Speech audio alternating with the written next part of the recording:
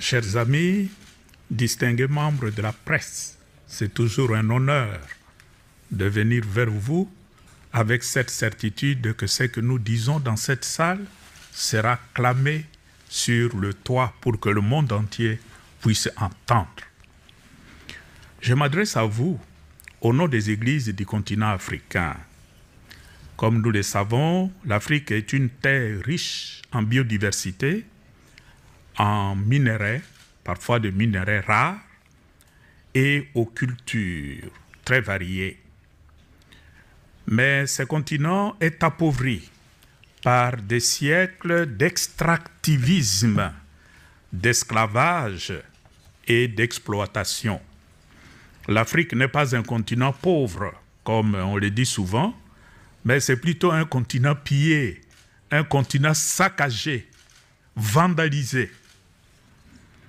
C'est pourquoi le document que nous avons l'honneur de rendre public aujourd'hui, comme une réflexion commune et un appel à l'action dans la perspective de la COP 30, n'est pas seulement une analyse, mais ce document pour nous est un appel à la dignité, un cri pour que le monde revienne à la notion de la dignité de l'être humain. Nous, les pasteurs du Sud, exigeons la justice climatique en tant que droit humain et spirituel.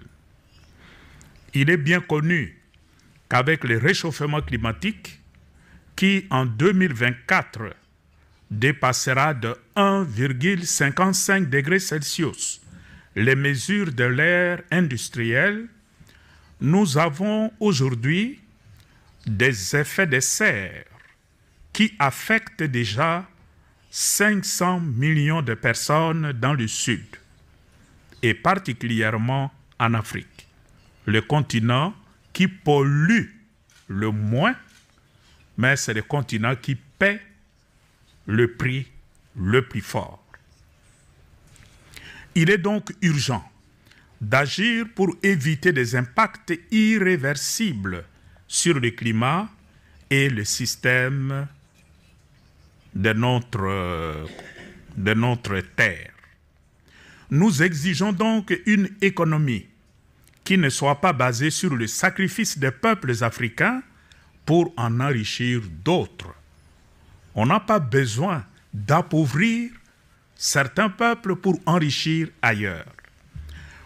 Comment pouvons-nous accepter qu'au nom de la transition énergique, parce que c'est le maître mot, des communautés entières soient anéanties à la recherche de ce qu'on appelle les minerais stratégiques, le lithium, le cobalt, le nickel, le coltan, le tantal, tantalite, colombite, etc. Comment pouvons-nous tolérer que les marchés du carbone transforment nos forêts en actifs financiers? C'est calculé. Alors que nos communautés restent privées d'eau potable.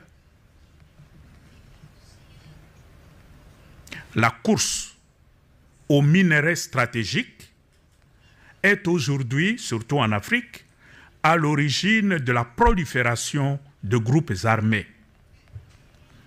Et récemment, vous avez suivi la solution que Trump propose à la République démocratique du Congo et le Rwanda.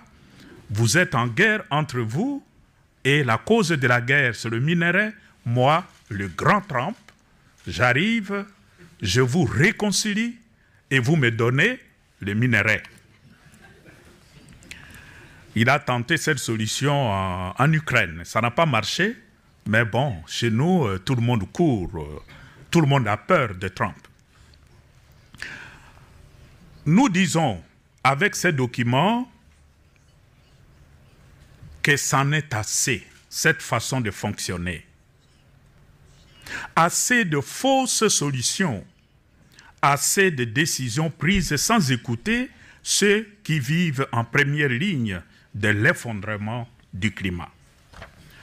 Nous proposons une transformation qui place au centre le soin de la vie, la souveraineté des peuples indigènes et ruraux sur leur territoire et la défense active des droits de l'homme, des droits des femmes, des migrants climatiques et de nouvelles générations. Le document que nous avons signé et partagé aujourd'hui avec le Saint-Père, le pape Léon XIV, souligne en 10 points les engagements et responsabilités des puissants de la planète et présente aussi 10 demandes spécifiques avec des appels à l'action, y compris une série d'efforts entrepris par l'Église catholique elle-même. En tant qu'Église en Afrique, nous nous engageons à renforcer la spiritualité de l'attention, à former les nouvelles générations à une éthique écologique et à construire une alliance intercontinentale du Sud pour dire d'une seule voix, le temps de l'indifférence est révolu. Nous devons nous réveiller. L'Afrique veut vivre. L'Afrique veut respirer. L'Afrique veut contribuer à un avenir de justice et de paix pour toute l'humanité. Et elle le fera avec sa foi, son espérance et son invincible dignité. Merci à vous d'avoir écouté cette voix qui vient de la périphérie, mais qui parle au cœur du monde.